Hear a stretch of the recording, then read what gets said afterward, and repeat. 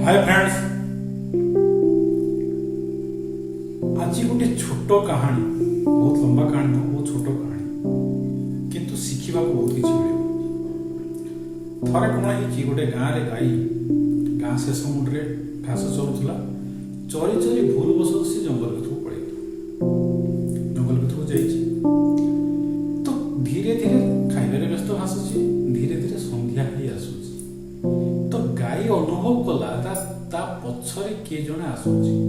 धीरे बुलिकी देखिला जे गोटे सिंह धीरे धीरे पाद पकई पकई ताको झाप देवा बसुची। तो गाई पाखरे केवल दीटा ही रास्ता थिला। कौन रास्ता थिला?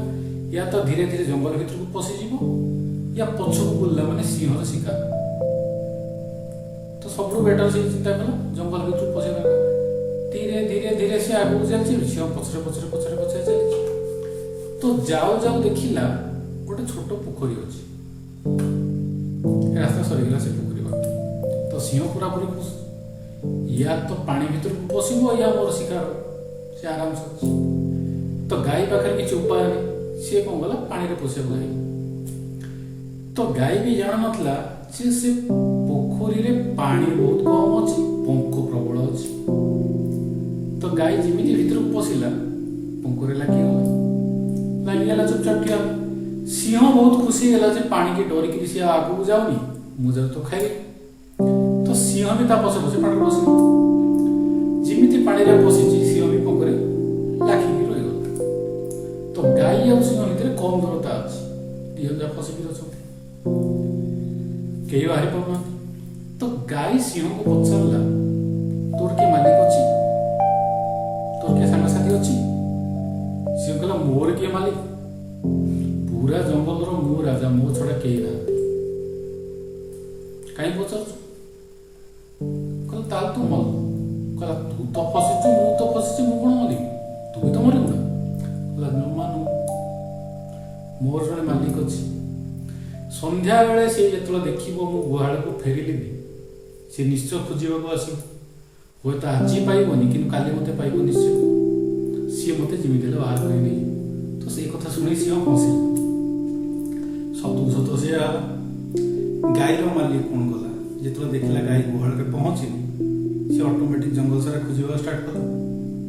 का पाखरे लागी जंगल। तो कोनोसी मते खोजी खोजी ता पर दिन आसी कि गाई के पाइ। तो देखिला गाई रो सिचुएशन या, गाई पंखरे लागी गिरे अछि, सिंह भी पंखरे लागी गिरे अछि, दिन जा पाखा बाकी। तो गुड़ाए लोक से गाँव डाकिकी आनला। तो कौन से मत गाई की बंचे नहीं पड़ेगा। बंचला बेले गाई कहला देखी मो मालिक थिला बोली मत बंचेदेला। तो कहानीटा अति सरल, अति छोट, शुणिले लगे कौन जानार अच्छी छोट कहानीटा कौन अच्छी, कि या भितर जीवन रो बहुत बड़ा सत लुचिकी अच्छी। जिमिति से सिंह सेमिति आमर अहंकार। आमर अहंकार आमको सामाजिक सहित मिसिकी रहिबाकू शिखाइनि जे सब बेले मुई बड़, मो छड़ा किए नाहांती, मते किए दरकार नै, मु सब किछि करि परिबि, मु ही सब किछि। सेटा गाई मालिकर विश्वस्त। आमे जेतबे समाज रे रहउछन ना, आमको समाज रे किछि लोकन सहित मिसामिसी करिबा दरकार, किछि लोकन सहित फ्रेंडशिप रखिबा दरकार, बंधु बांधव सहित संपर्क रखिबा दरकार, निज भाई बंधु कुटुंब सहित संपर्क रखिबा दरकार। कहीं गाई जेमिति असुविधा पड़ीथिला, सी खोजी खोजी आसी पहुंची उद्धार कला, सेमिति आमे विपद रे पड़ीथिले जेहेतु मनुष्य सामाजिक प्राणी, निश्चय किए ना किए साहाय्य करिवो, आमे भी काहाकु ना काहाकु साहाय्य करिवो।